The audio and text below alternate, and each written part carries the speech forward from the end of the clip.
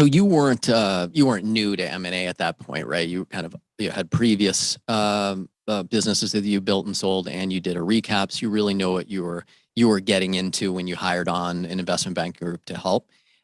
What do you think? What was the most surprising part of that process for you that other people might be able to take something from? Good question. Well, let me bounce back to, I sold a company in 1999. I'll get back to your question on ePrize, but I sold a company. It was really my first, real exit. I had a couple smaller ones, but this is a meaningful exit. And I just didn't get great advice from my banker.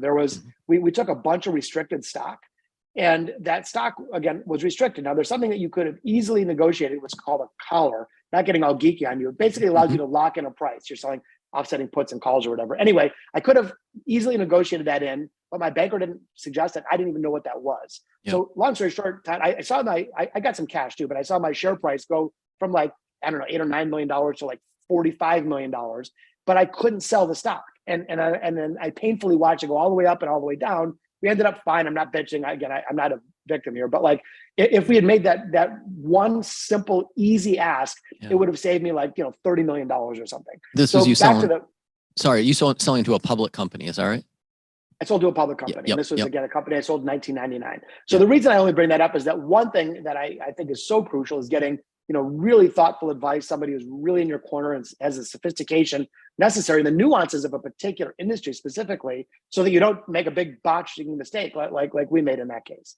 But what surprised me about the later one is the banker that we chose to hire had a great line, which one of the reasons we hired that person. He said, lots of people in our industry will get folks to the table. We're going to do the same, but we're not the best at getting people to the table. We're finishers. So they basically made the case that their probability of success of a busted deal would be, a busted deal success would be very unlikely. Mm-hmm. And so they basically made the pitch that anyone can get a term sheet in front of you. It takes something special to make sure that term sheet actually closes. And so that was an interesting way of looking at it. And again, it convinced us to go with them, and they did a fabulous job. That's great. I like that insight. I would say that for many founders, to understand how frequently these M&A processes fail it's pretty disturbing, right? And so when you have somebody that has a lot of conviction around, hey, we can get deals actually done, that's a big feather in their cap. I'd certainly look for the evidence, and I'm sure they had it. So that's great. It sounds like you chose the right group, chose wisely.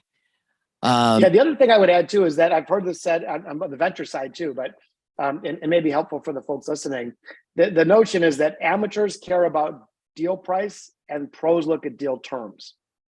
And so you can do all kinds of things to inflate the optics of a deal price by having a bunch of contingencies, and you have earnouts and complexities and non-cash asset trade. So the point would be, again, that's why it's so important to have the right person in your corner, is we entrepreneurs want to show what's the purchase price. That's the most important thing. That's your bragging number. But you may actually be better off, more money in your pocket with a smaller bragging number, but more certainty. And so it's just something that I don't think should be overlooked. It's easy to just gravitate what's the overall number, but the real art is in all the various terms underneath that number. Yeah, I think one of the things you're hitting on here is structure. And what we like to focus on is industry experts really understand what are the most effective and likely to occur structures when they sell a business within that industry.